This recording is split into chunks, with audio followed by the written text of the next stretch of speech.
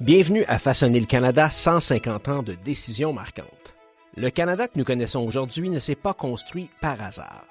Argument par argument, jugement par jugement, il a été façonné par le droit au sein d'un système de justice unique, né de la rencontre des systèmes britanniques et français et qui intègre désormais de plus en plus les traditions autochtones.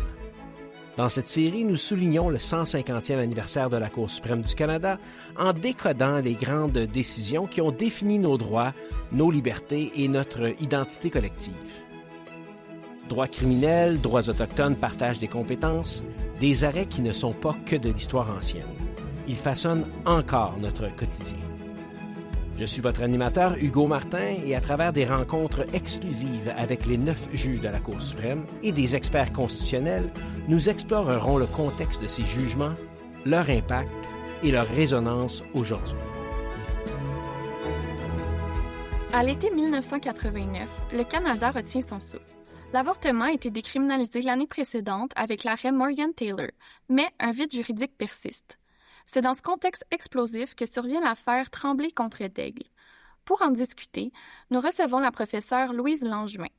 Louise Langevin est professeure titulaire à la faculté de droit de l'Université Laval et une experte reconnue en droit des femmes et en justice sociale. Nous analysons cette décision marquante de 1989 qui a façonné le droit à l'autonomie des femmes au Canada. L'histoire est celle de Chantal Daigle qui décide de mettre fin à sa grossesse après avoir fui une relation marquée par la violence conjugale. Son ex-conjoint, Jean-Guy Tremblay, utilise alors une stratégie de procédure civile inédite. Il obtient une injonction interlocutoire pour lui interdire l'avortement, invoquant les droits du fœtus et ses droits de père. L'affaire monte en flèche jusqu'à la Cour suprême qui accepte de siéger d'urgence en plein été. Coup de théâtre. En pleine audience, la Cour apprend que Mme Daigle, refusant de se soumettre à la volonté de la Cour ou de M. Tremblay, a déjà subi l'avortement. Malgré le fait que la cause soit théorique, la Cour choisit de rendre jugement vu l'importance nationale de l'enjeu. Dans une décision unanime, la Cour renverse les jugements inférieurs. Est-ce qu'un père potentiel ou les tribunaux civils peuvent forcer une femme à mener une grossesse à terme? La réponse de la Cour allait clore le débat sur le statut juridique du fœtus. Je suis Laurence Thériault et je vous souhaite une bonne écoute.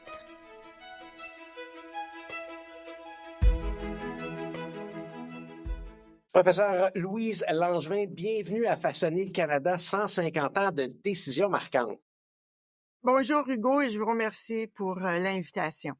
Alors, quoi de plus marquant que la reconnaissance du droit à l'avortement et du droit pour les femmes à l'autonomie procréative? Mais ces droits, professeur Langevin, c'était des droits qui étaient carrément interdits, qui étaient criminels. Exactement, et c'est ce qu'on va aborder avec la décision Morgan-Taylor. En fait, la décision Morgan-Taylor et la décision Daigle contre Tremblay sont des décisions fondamentales de la Cour suprême du Canada parce qu'elles reconnaissent le droit à l'autonomie procréative des femmes.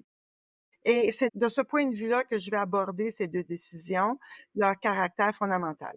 Fait que si on retourne là, loin, 1869, c'est une infraction spécifique dans le code criminel et vers 1969, on décriminalise la vente de contraceptifs, la distribution d'informations au sujet de la contraception et on parle là, de l'article 251 du Code criminel en 1969 qui nous dit, là, entre autres, à ce moment-là, il y a mis sur pied de comités d'avortement thérapeutique dans les hôpitaux. On sait que dans ces années-là, la plupart des femmes vont se faire avorter aux États-Unis, dans l'État de New York. On parle, là, un article du Soleil du 4 novembre 1971 dit que 4437 Canadiennes avaient subi un avortement dans la ville de New York ou dans l'État de New York entre le 1er juillet 1970 et le 30 juin 1971. Donc, on était dans l'ordre du criminel. Oui, vous avez tout à fait raison. En 1969, c'est l'adoption de l'article 251 dans le Code criminel. Cet article-là permet l'avortement, mais dans des conditions très strictes. Ça veut donc dire qu'il criminalise l'avortement encore lorsque ces conditions ne sont pas respectées. Les conditions, c'est que les avortements pouvaient être pratiqués seulement s'il y avait eu l'autorisation de 3 médecins qui formaient ce qu'on appelait alors le comité d'avortement thérapeutique. Et ces comités-là étaient dans certains hôpitaux, pas dans tous les hôpitaux, étaient dans les hôpitaux, ce qu'on appelait les hôpitaux agréés. Donc, ce n'était pas la décision de la femme, c'était la décision de ce comité de médecins qui prenait en considération la santé de la femme et la santé du fœtus. En fait, dans plusieurs régions, il n'y avait pas de comité de ce genre. Les hôpitaux en voulaient pas, ou les médecins voulaient pas en pratiquer, ou dans certains hôpitaux, on rajoutait d'autres conditions à l'article 251, ce qui faisait qu'il y avait de grandes disparités régionales dans l'accès à ce soin de santé et que les femmes, même à partir de 69, vont trouver d'autres façons pour accéder à l'avortement et vont se déplacer aux États-Unis. Il y aura aussi des avortements qu'on appelait clandestins avec les conséquences très graves où elles décédaient au bout de leur sang, où elles allaient à l'hôpital. Et donc, il y avait beaucoup de soins de santé pour des femmes qui subissaient des avortements clandestins. Donc ça, c'est la situation en 1969 avec le fameux article 251 du Code criminel. Et on a en 1968 que le docteur Morgan Taylor ouvre une clinique d'avortement à Montréal. Et je pense que c'est important de le mentionner, là, mais l'article 251 ne donnait pas de droit à l'avortement. Est-ce que vous pouvez nous en parler un peu de cette époque-là avec le docteur Morgan Taylor? Donc, le docteur Morgan Taylor à Montréal va ouvrir sa première clinique en 1968. Il va subir 3 procès criminels parce que, comme vous l'avez dit, il ne respecte pas l'article 251 du Code criminel. Il pratique donc des avortements illégaux. Dans ces 3 procès-là, il sera acquitté par un jury. Et il y a même dans un des procès où la Cour d'appel va renverser le verdict d'acquittement. Puis bon, ce deuxième procès-là ira jusqu'à la Cour suprême du Canada, mais toujours est-il qu'après 3 procès, le ministre de la Justice de l'époque va arrêter toute cette affaire-là. Et il y aura au Québec, à partir de 1977, dans les hôpitaux, des cliniques Lazur. On va appeler ça des cliniques Lazur, du nom du ministre des Affaires sociales à l'époque. Il y aura des cliniques d'avortement en 1977 dans les hôpitaux au Québec. L'article 251 du Code criminel est encore valide, est appliqué, mais pas au Québec. Mais il faut savoir qu'en 1974, au Québec, c'est la province où l'accès à l'avortement est le plus difficile. 1974. Professeur Langevin, dans mes lectures, j'ai lu qu'il y avait des hôpitaux francophones qui refusaient de pratiquer les avortements. Oui, c'était les hôpitaux anglophones qui vont pratiquer les avortements. Et aujourd'hui, il y a certaines régions du Québec où les hôpitaux ne pratiquent pas d'avortement. Et ça vient de cette époque-là. Ce sont des centres de femmes qui donnent les soins de santé dans certaines régions parce que les hôpitaux, depuis cette époque-là des années 70, les hôpitaux francophones refusaient de pratiquer des avortements. Mais comme j'ai dit tantôt, c'est pas parce que les femmes n'ont pas le droit à l'avortement qu'elles n'obtiendront pas un avortement. À partir de 74, donc notre procureur général disait on n'appliquera pas 251. Ben oui, parce que le Dr. Morgan Taylor a été poursuivi 3 fois et acquitté 3 fois par un jury. Donc, c'était inutile de faire ça. Donc, les cliniques Lazur dans les hôpitaux vont être mises sur pied. Le docteur Morgan Taylor aura quand même fait de la prison et en 1982, il ouvre une clinique d'avortement à Toronto. Et là, 82, ben là, on se tombe aussi dans l'année de l'adoption de la charte. Et là, on commence un peu une nouvelle ère. Parlez-nous-en un peu. Dr. Morgan Taylor va à Toronto, ouvre une clinique avec 2 autres collègues. Immédiatement, il est accusé d'avoir pratiqué des avortements illégaux. Il a même fait une sortie publique lors de l'ouverture de sa clinique à Toronto avec ses 2 collègues. Il savait qu'il était pour être poursuivi. Il va être acquitté en première instance par un jury. En deuxième instance, en cour d'appel, l'acquittement va être infirmé par la cour d'appel qui va ordonner un nouveau procès. Et là, le Dr. Morgan Taylor et ses 2 collègues vont aller porter leur affaire devant la Cour suprême du Canada parce que, comme vous l'avez dit, La Charte canadienne est en vigueur depuis 1982. Et là, il porte la question de la validité constitutionnelle de l'article 251 devant la Cour suprême. Donc ça, c'est Morgan Thaler et ses 2 collègues qui font ça. Et il amène ce dossier-là devant la Cour, même si la Cour d'appel de l'Ontario avait ordonné un nouveau procès. Eux autres, ils disent, bon, on va essayer de court-circuiter tout ça et s'en aller immédiatement sur la question de 251 du Code criminel en vertu de la Charte. Évidemment, à ce moment-là, donc l'article 15 n'est pas encore en vigueur, donc ça n'a pas été traité et on y reviendra un peu plus tard. Mais eux, ils disent que c'est invalide constitutionnellement et parce que ça porte atteinte à l'article 2A, la liberté de conscience et de religion, et l'article 7 qui porte sur la vie, la liberté et la sécurité. Exact. Le Dr Morgan Thaler, ses 2 collègues, avaient soulevé le caractère inconstitutionnel de l'article 251 en première instance là, dans le procès pénal. Mais le juge avait pas voulu aborder cette question-là. La Cour d'appel avait pas voulu aborder cette question-là. Donc, c'est pour ça qu'ils vont présenter leurs arguments devant la Cour suprême du Canada. Et c'est la fameuse décision de 1988 du Dr Morgan Thaler et de ses 2 collègues.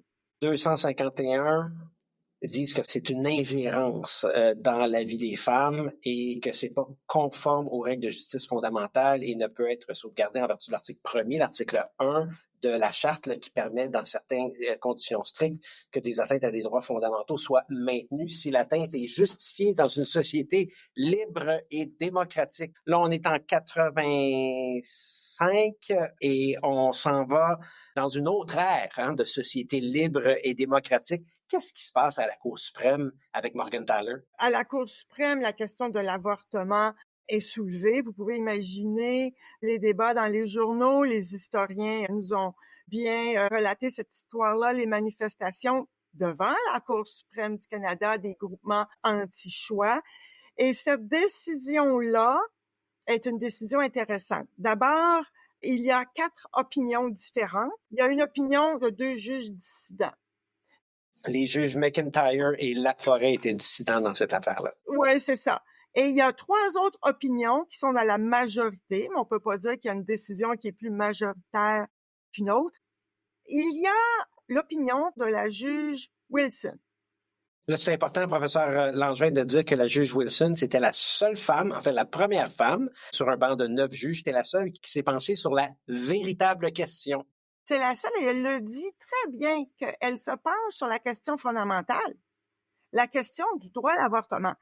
Il faut comprendre que les 2 autres opinions qui vont invalider l'article 251 analysent le processus administratif, c'est-à-dire les hôpitaux agréés, les comités d'avortement, les comités de médecins pour l'avortement thérapeutique. Ils analysent ce processus-là.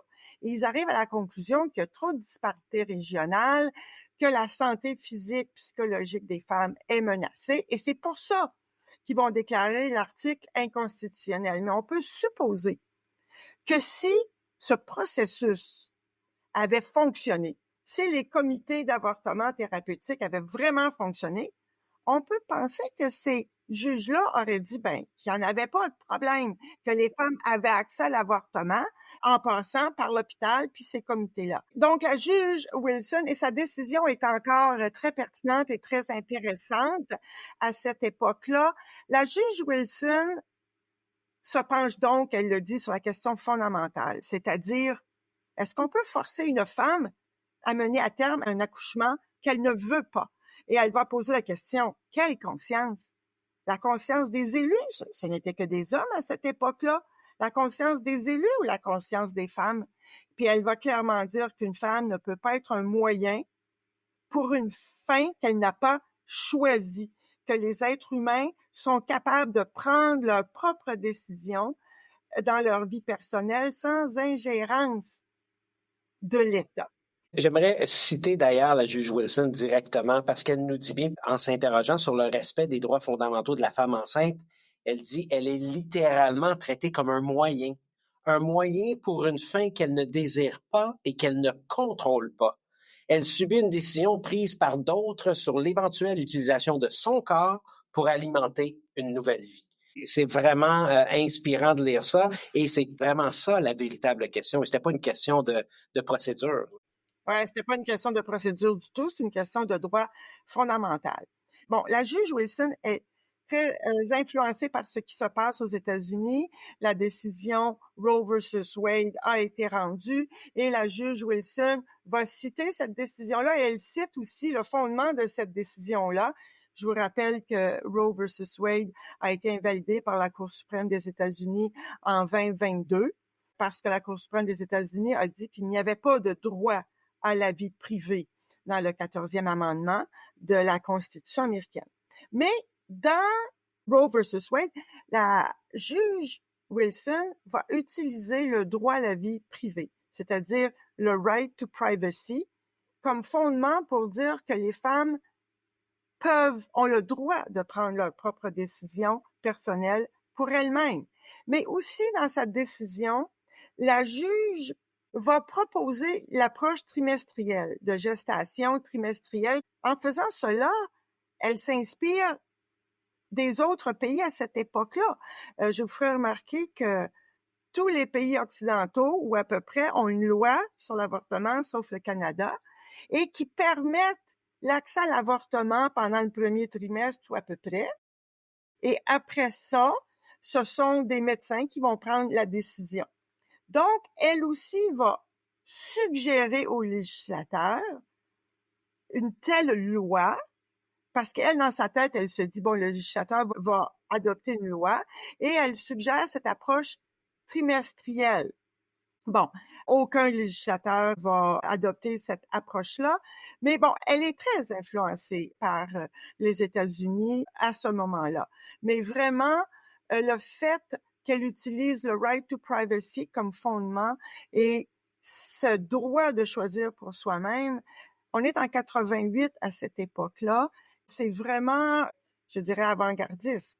Après la décision Morgentaler en 88, ce sont les conservateurs, oui, qui sont au pouvoir, Brian Mulroney, et il y a un projet de loi qui va être présenté pour encadrer l'avortement. Et là, c'est un seul médecin, l'autorisation d'un seul médecin. Les conditions sont élargies. C'est vraiment un minimum d'encadrement. Mais on reconnaît pas, par exemple, une liberté de choix pour les 16 premières semaines. C'est pas ça.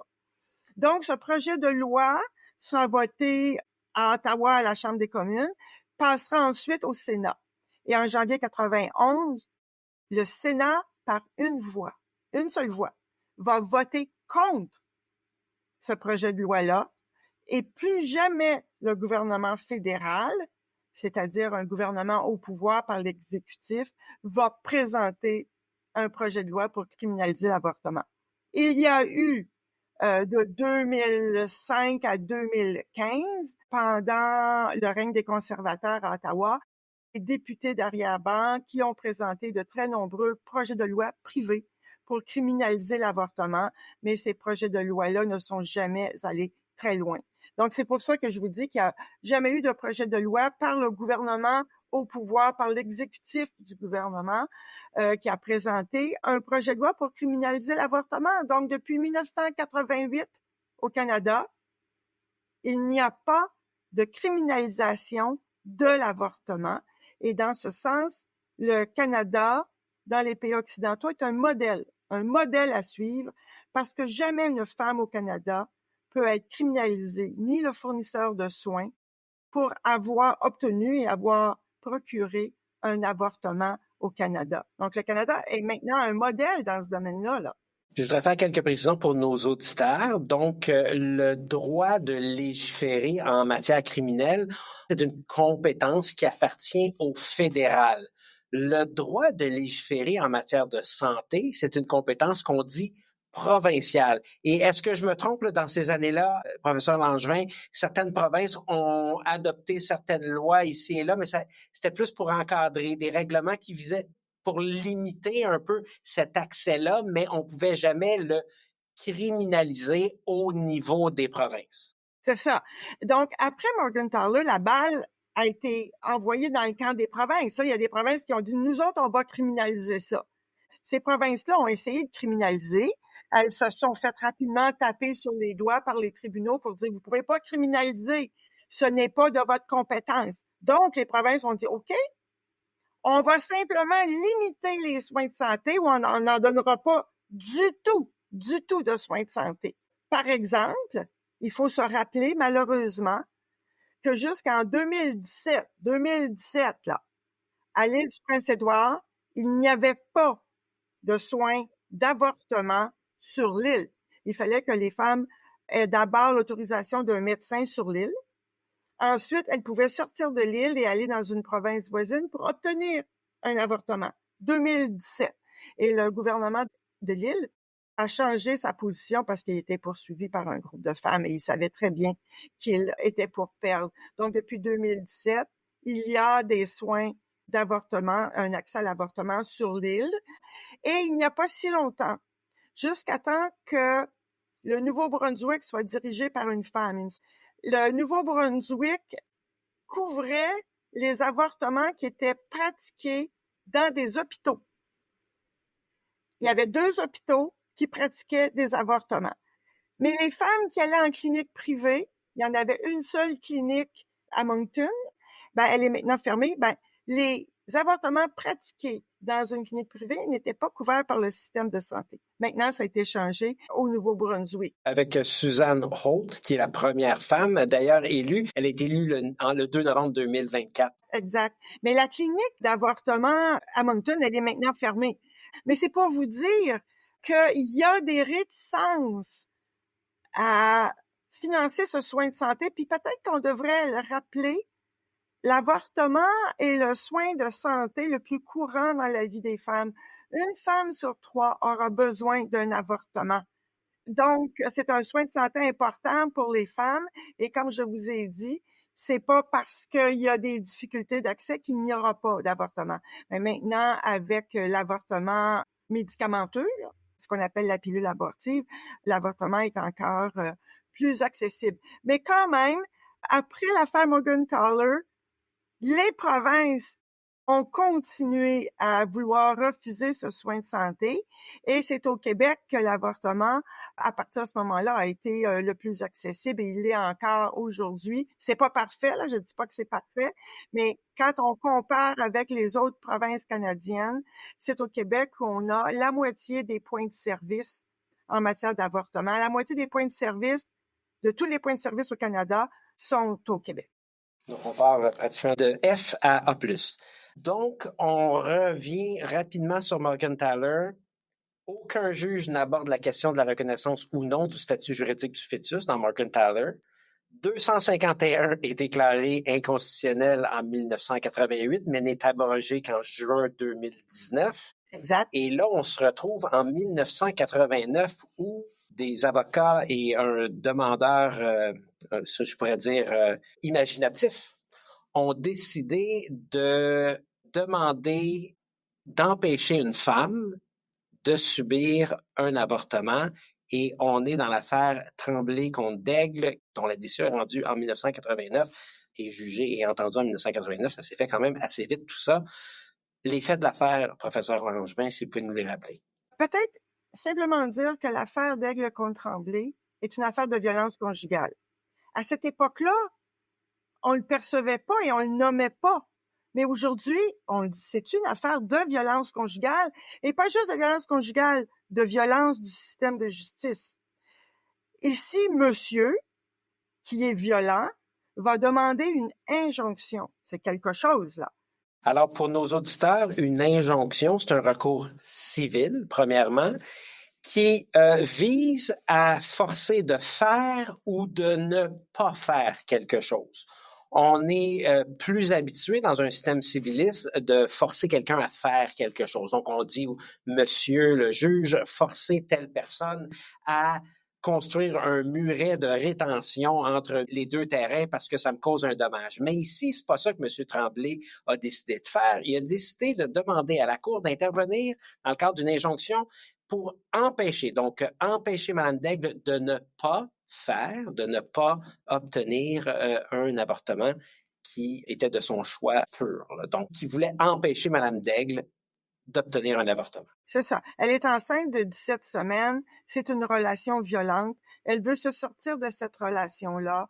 Elle ne veut pas être une mère et donc, elle veut un avortement. Son ex-conjoint va trouver un avocat qui va vouloir déposer une demande d'injonction, mais surtout, en première instance et en cour d'appel, on va accorder l'injonction. On va accorder l'injonction alors qu'à ce moment-là, il n'y a plus de loi au Canada qui criminalise l'avortement. L'affaire ira devant la Cour suprême au mois d'août 89, alors que la Cour ne siège pas. C'est une question urgente. Les juges sont en vacances. Pendant ce temps, Madame Daigle ira aux États-Unis pour se faire avorter. Les juges l'apprendront sur l'heure du midi que Madame elle s'est déjà fait avorter et que la question est en quelque sorte théorique. Et la petite histoire dit que le juge en chef Dixon était très fâché parce que lui, il a dû faire revenir ses juges à Ottawa, siéger durant l'été. C'était en urgence. Et là, il apprend que la question est théorique. Ben, il veut pas se prononcer. Mais dans cette affaire-là, c'est la juge McLaughlin qui va dire, ben, il faut régler la question. Parce que il faut pas qu'il y ait une autre femme qui vive la même situation. Parce que là, il y a eu un battage médiatique absolument incroyable, des jugements de valeur sur Madame Daigle. C'était absolument incroyable. Et par les commentaires de la juge McLaughlin, le juge Dixon va accepter de retourner dans le tribunal l'après-midi et de continuer d'entendre l'affaire. La demande d'injonction interlocutoire avait comme, disons, source que M. Tremblay disait que le fœtus était un être humain. À l'époque, le Code civil du Bas-Canada est encore en vigueur, selon le Code civil du Bas-Canada et la Charte québécoise, et qu'il jouit d'une personnalité juridique. Comme vous dites, la Cour supérieure accorde l'injonction maintenue par la Cour d'appel, et les enjeux ou le problème de droit que la Cour suprême devait se pencher, c'est le droit du fœtus, la personnalité juridique du fœtus. Et je pense que tout le monde a dans sa tête l'enfant né vivant et viable. Là, on a ça dans notre imaginaire. On a quand même placé la situation de violence conjugale. On sait que c'est un débat qui est, entre guillemets, théorique, mais la Cour suprême du Canada décide de se pencher sur l'aspect du droit substantif. Est-ce que vous pouvez nous en parler un peu? La Cour va dire que pour décider si l'injonction peut être acceptée, il faut qu'il y ait un fondement. Et que le fondement, c'est est-ce que le fœtus a des droits? Est-ce que le père potentiel, le géniteur, a-t-il des droits aussi? C'est une décision unanime, ce qui est rare. Une décision qui n'est pas signée. La décision n'est pas signée, ce qui est rare. Et la décision porte en droit civil et en common law. C'est très rare qu'une décision porte à la fois en common law et en droit civil. Et donc, c'est le Code civil du Bas-Canada ou la Charte du Québec. Et la Cour va décider qu'en droit civil, le fœtus n'a pas de droit, à moins qu'il naisse vivant et viable. Mais il n'y a pas de droit. Et en plus, le père potentiel, le géniteur, n'a pas de droit non plus. Mais dans la décision, on répète à plusieurs reprises que le législateur pourrait intervenir, que le législateur pourrait décider autrement. Je fais remarquer que le législateur québécois n'est jamais intervenu sur cette question-là, ni aucun législateur des autres provinces et territoires, parce que la décision porte aussi en common law. En common law, le fœtus n'a pas de droit, à moins qu'il naisse vivant et viable, et le père potentiel n'a pas de droit non plus. Donc, la décision d'Aigle contre Tremblay est une décision très importante parce que le fœtus n'a pas de droit. Et le législateur n'est jamais intervenu sur cette question-là. Et la décision d'Aigle contre Tremblay est certainement le plus gros obstacle sur le chemin des anti-choix. Parce que les anti-choix peuvent pas attaquer une loi au Canada. Il y en a pas de loi, ils peuvent pas attaquer une loi. Il y a des décisions de common law. C'est la méthode de common law, d'interprétation des droits fondamentaux, interprétation des articles. Oui, Daigle contre Tremblay est une décision de droit civil. Ça, c'est sûr. Mais ce sont des décisions de la Cour suprême du Canada. Donc, c'est pour ça que je dis que la décision Daigle contre Tremblay est certainement le plus gros obstacle sur le chemin des anti-choix pour recriminaliser l'avortement, parce que le fœtus n'a pas de droit. C'est une décision vraiment intéressante. Bon, parce que c'est de la violence conjugale, parce que c'est la violence du système de droit vis-à-vis cette femme-là, à un moment où l'avortement n'est même plus criminalisé. C'est aussi qu'elle va se faire avorter aux États-Unis, donc une preuve que pas parce qu'on peut pas avoir accès à des soins de santé d'avortement dans son pays qu'on se fera pas avorter ailleurs, un peu comme qu'est-ce qui se passe aux États-Unis dans les différents États. Mais c'est une décision aussi qui permettait au législateur d'intervenir. Et le législateur n'est jamais intervenu. Qu'en est-il, professeur Langevin? Est-ce qu'ils sont penchés là-dessus, l'opposition entre les droits d'un fœtus versus les droits de la femme? Non, jamais. La question du droit à l'avortement n'est pas abordée. On parle des droits du fœtus. Bon, on sait très bien que, en common law, la Cour suprême va se prononcer sur la question qui lui est posée. Et elle n'élaborera pas trop en dehors, parce qu'elle se dit, bon, une prochaine fois, j'aurai l'occasion de préciser un autre point de droit. Donc, dans Daigle contre Tremblay, on ne parle pas du droit à l'avortement. La question, c'est est-ce que le fœtus a des droits? A-t-il une personnalité juridique? La réponse est non. À moins qu'il naisse vivant et viable, et là, c'est une autre paire de manches, là, OK? La question du droit à l'avortement n'est pas soulevée dans cette décision-là. Mais c'est sûr que si le fœtus n'a pas de droit, les femmes ont donc une capacité décisionnelle à tout moment de la grossesse. Je vous pose la question maintenant. Est-ce que, puisque la décision permet ou laisse la porte ouverte au pouvoir des provinces ou du procureur général du Canada d'encadrer l'avortement, est-ce que c'est une façon peut-être d'aller à l'encontre des droits fondamentaux des femmes? Ah oui, oui. OK.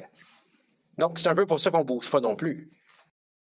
Oui, moi je suis assez convaincue. On pourrait imaginer, puis la question s'est posée au Québec. Le Québec ne devrait-il pas adopter une loi pour reconnaître le droit des femmes à l'avortement, pour reconnaître que c'est un soin sans risque? Est-ce qu'on ne devrait pas avoir une loi comme ça pour éviter ce qui se passe aux États-Unis, pour éviter les coupures de budget, pour éviter qu'un gouvernement fédéral ait l'idée, le projet de recriminaliser l'avortement? Plusieurs groupes de femmes et j'appuyais ce mouvement-là. On n'a pas besoin de loi pour reconnaître l'avortement comme un soin de santé. On a besoin d'argent et d'investissement pour qu'il y ait un accès réel à ce soin de santé. Vous imaginez une loi sur cette question qui reconnaîtrait que c'est un soin de santé. Le lendemain matin, les groupes anti-choix seraient devant les tribunaux. On leur donne encore plus de visibilité médiatique. Donc, imaginez les débats aussi pour l'adoption de cette loi. Compte tenu du processus parlementaire, on ne sait pas qu'est-ce que ça va donner. Tout d'un coup, que les femmes se ramassent avec moins de droits qu'avant. Par exemple, il y aurait certainement des députés ou des groupes de la société qui diraient « Ah, ben on va faire comme tous les autres pays. On va reconnaître l'avortement pour les 16 premières semaines, mettons. » OK? Donc, libre choix, les 16 premières semaines. Puis après ça, c'est les médecins qui vont décider. On n'a pas besoin de loi de même, là. C'est les femmes avec leurs médecins qui prennent la meilleure décision pour elles-mêmes. Ce qu'on a besoin, c'est l'accès à la contraception. On a besoin de l'accès à des bons soins de santé, des soins de santé hygiéniques avec pas de délai d'attente. C'est ça que les femmes au Québec et au Canada ont besoin. Est-ce que c'était maladroit de la Cour suprême du Canada à l'époque de Daigle contre Tremblay de dire que le fœtus n'a pas de droit et au niveau de l'avortement lui-même, on laisse ça au Parlement fédéral. À cette époque-là, je pense que ça reflète l'opinion de l'époque, c'est-à-dire que je pense que la Cour suprême aurait voulu que le gouvernement fédéral intervienne, comme d'autres pays occidentaux, pour adopter cette approche trimestrielle-là.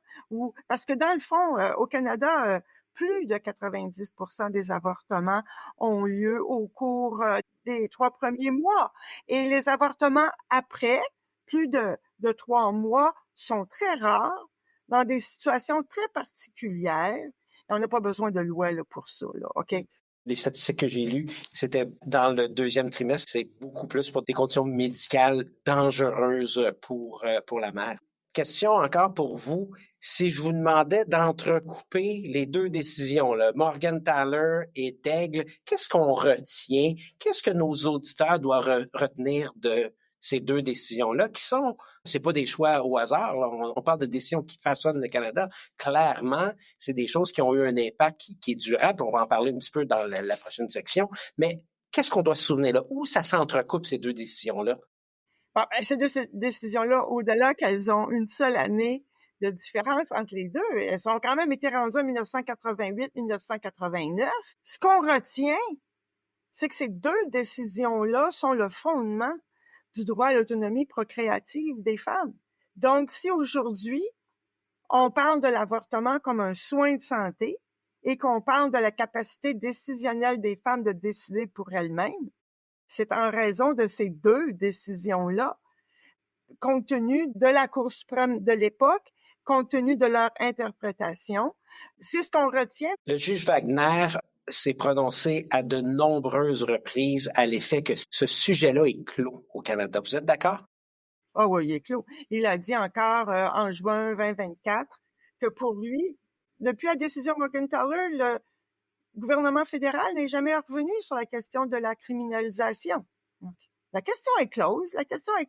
Mais de toute façon, en supposant, on va essayer d'imaginer qu'un gouvernement fédéral au pouvoir réussisse à faire adopter une loi dans le code criminel qui criminalise l'avortement, par exemple, après 16 semaines, qui criminaliserait seulement que le fournisseur de soins de santé. Mettons qu'il criminalisera pas la femme. On dit ça là, pour discuter. D'abord, les collèges des médecins du Canada seraient les premiers à dénoncer cette loi-là. Mais moi, cette loi-là ne passerait pas le test constitutionnel parce que les femmes seraient les seules criminalisées pour un soin de santé, parce que les femmes sont les seules qui accouchent. Donc, atteinte à leur droit à l'égalité, atteinte à leur liberté de conscience, atteinte à leur sécurité physique et psychologique, parce que les avortements clandestins reprendraient. Donc, à mon avis, dans une société libre et démocratique, comme la société canadienne, la criminalisation de l'avortement ne passe pas le test de l'article 15 et de l'article 7 de la Charte canadienne des droits et libertés. Et aussi la proportionnalité, donc un article de loi qui limiterait la capacité décisionnelle des femmes ne serait pas une limite acceptable dans une société libre et démocratique. Est-ce qu'on a eu des progrès depuis 89? Ben oui, depuis 89, c'est sûr, on a eu des progrès importants parce que, comme je vous ai dit, le Canada est un modèle dans le domaine. Il n'y a pas de loi. On n'a pas besoin de loi. Il y a des gens qui comprennent pas ça. Comment se fait-il qu'on n'a pas de loi, que tous les autres pays ont des lois, même les pays scandinaves ont des lois pour criminaliser l'avortement à un certain moment de la grossesse? C'est parce que ces lois-là ont été adoptées dans les années 70 et c'était la façon de réfléchir à l'avortement. Donc, le Canada est un modèle et il doit rester un modèle et il doit être un modèle aussi dans l'accès aux soins de santé pour toutes les femmes, celles des grands centres et celles des régions éloignées aussi. Puis les sondages le montrent bien que les Canadiens et Canadiennes considèrent que l'avortement dépend de la décision personnelle des femmes, que c'est un soin de santé. Mais je voudrais aussi parler de la question de l'avortement, qui est une question qui demeure tabou malgré tout. Et ça l'était d'ailleurs beaucoup dans l'affaire d'Aigle contre Tremblay. L'avortement continue à être tabou aujourd'hui, même si c'est le soin de santé le plus courant dans la vie reproductive des femmes. Évidemment, plus on a accès à la contraception, ben moins il va y avoir d'avortement. Évidemment, la contraception avec 0 risque n'existe pas, mais il y a un lien. Quand les femmes ont accès à des moyens de contraception efficaces et gratuits, ben, il y a moins d'avortements. Et chez les jeunes femmes aussi, il va y avoir moins d'avortements. Mais l'avortement reste une question secrète, une question taboue. C'est sûr qu'avec plus de 100 ans de criminalisation, et c'est criminalisé dans de nombreux pays, et regardez dans d'autres pays où il y a juste pas d'accès à l'avortement, que c'est toujours un crime. Ça reste un soin de santé entouré de beaucoup de silence. C'est en raison de décennies de criminalisation. Les mentalités sont quand même lentes à changer. J'aimerais ça qu'on se porte un peu plus loin. 1997, l'affaire offre des services à l'enfant et à la famille de Winnipeg. Oui. La Cour suprême a eu à se prononcer encore une fois sur le droit à l'autonomie procréative des femmes. Est-ce que vous êtes à l'aise de nous en parler un peu? L'affaire Winnipeg est une affaire triste qui n'aurait pas dû se présenter devant la Cour suprême du Canada. Une jeune femme autochtone qui vit dans la région de Winnipeg avec des problèmes de toxicomanie. Elle est enceinte. De 5 mois. Ouais, et puis c'est pas la première fois qu'elle a des enfants qui souffrent du syndrome de l'alcool fœtal. Les services de protection à l'enfance se rendent compte qu'elle est enceinte. Et donc, ils vont lui offrir une cure de désintoxication qu'elle accepte. Mais la journée où on va la chercher, elle est intoxiquée. Et elle ne veut pas suivre les intervenants. Et pour une raison ou pour une autre, l'affaire va aller devant les tribunaux. Et la question, c'est, est-ce qu'un tribunal peut forcer la détention d'une femme enceinte pour lui imposer des soins de santé qu'elle ne veut pas, mais des soins de santé au bénéfice du fœtus? C'est la question. Et l'affaire ira jusqu'en Cour suprême du Canada, et la Cour suprême du Canada dit cette affaire-là aurait pas dû venir jusqu'ici. Elle aurait pas dû venir jusqu'ici parce qu'il s'agit d'une femme qui a besoin, je dirais, de bienveillance. Elle n'a pas besoin d'être forcée pour avoir des soins de santé. Et donc, la Cour suprême, au lieu de dire c'est épouvantable, cette femme-là est toxicomane, elle ne réalise pas les dommages qu'elle va causer à son enfant, on devrait l'incarcérer tout de suite, lui imposer une cure de désintoxication. La Cour suprême a dit non, pas ça. La Cour suprême dit qu'on ne peut pas imposer des soins de santé à une femme enceinte qui n'en veut pas, même si c'est pour le bénéfice du fœtus.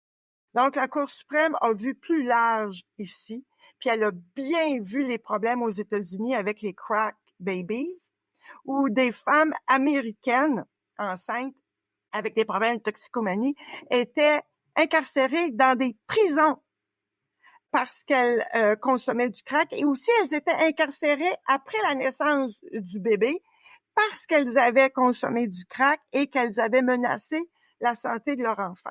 Dans l'affaire Winnipeg, madame va finir par accepter d'aller en cure de désintoxication parce que c'est ce qu'elle voulait, et elle va donner naissance à un enfant qui n'aura pas le syndrome de l'alcool fœtal. Mais cette histoire-là est une histoire triste de populations stigmatisées, ici des femmes autochtones, qui n'ont pas accès à tous les soins de santé, qui n'ont pas accès aux services sociaux. On peut imaginer les conditions de vie de cette femme. Et la dernière chose qu'elle a besoin, c'est d'être criminalisée. Elle a besoin des soins de santé. Et la Cour suprême l'a bien vu dans cette affaire-là. Ce qui m'amène à vous poser une autre question un peu en relation avec ce choix-là ou ce droit-là et, on dirait, le besoin interventionniste de l'État.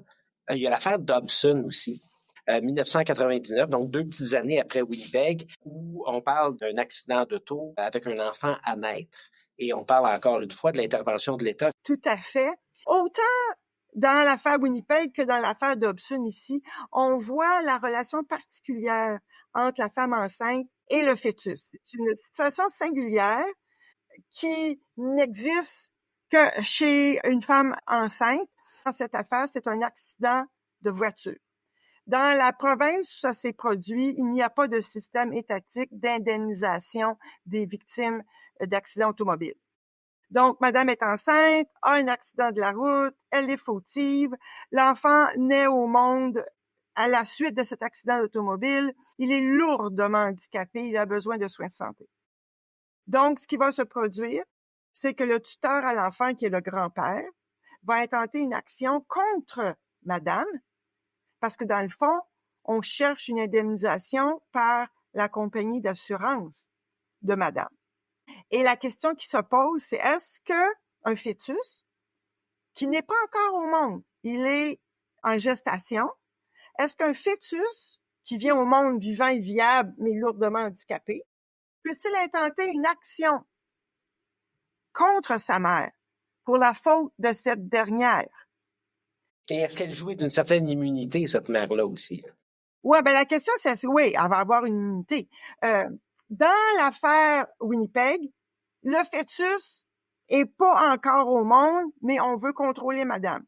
Ici, à l'affaire Dobson, le bébé il est sorti, mais là, on retourne contre la mère pour sa responsabilité civile. Fait que la question, c'est de dire, mais est-ce qu'on peut poursuivre les femmes enceintes pour tous les gestes qu'elles vont poser? Donc, vous vous imaginez que les femmes enceintes, si jamais la Cour suprême avait permis ce genre de recours, parce que c'est une décision de common law, mais qui s'applique par son esprit en droit civil québécois, vous imaginez si la Cour suprême avait permis ce genre de recours pour un fœtus qui vient au monde vivant et viable, mais lourdement handicapé contre la faute de sa mère pendant la gestation, ben, les femmes enceintes pourraient être poursuivies pour tout et rien. Et de dire, ben oui, cette femme enceinte a pris un peu d'alcool, ou même a mangé du yogourt au café. Le café, c'est pas bon. Ou du fromage au lait cru. Ou trop de poisson. Elle a trop travaillé. Bon, et donc la Cour suprême va dire, c'est une intrusion dans la vie privée des femmes. C'est une surveillance de tous les instants. En plus, dans cette affaire-là, seules les femmes sont soumises. Dans Dobson, on dit bien, c'est juste les femmes qui seraient soumises à ce genre de surveillance. Mais parce qu'à cette époque-là, on ne sait pas ce qu'on sait aujourd'hui. Aujourd'hui, des hommes pourraient aussi être soumis à ce genre de surveillance parce qu'aujourd'hui, on sait que la qualité du sperme chez l'homme diminue avec l'âge, avec la consommation d'alcool, avec la consommation de drogue, avec la cigarette. Donc aujourd'hui aussi, les hommes pourraient être surveillés et poursuivis en responsabilité civile parce que l'enfant vient au monde handicapé. Il pourrait dire, je suis handicapé parce que mon père a fumé quand il était plus jeune. Et donc, à cette époque-là, on ne le savait pas, puis on disait, ben, il y a juste les femmes qui peuvent être surveillées. Aujourd'hui, les hommes pourraient aussi être surveillés. Mais avec Dobson et Winnipeg et les deux autres décisions, Degg contre Tremblay et Morgentaler, on voit toute cette construction par la Cour suprême du Canada de l'autonomie, du droit à l'autonomie procréative des femmes.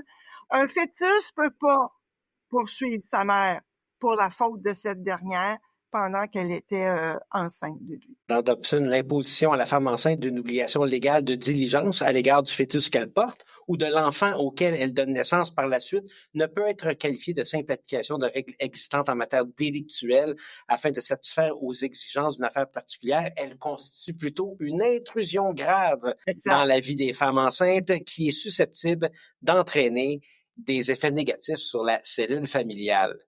Et la Cour suprême, dans l'affaire Dobson, nous a bien dit qu'une règle fondée sur la norme de la femme enceinte raisonnable fait apparaître le spectre de la responsabilité délictuelle pour des choix de mode de vie et elle porte atteinte aux droits des femmes à la vie privée et à l'autonomie.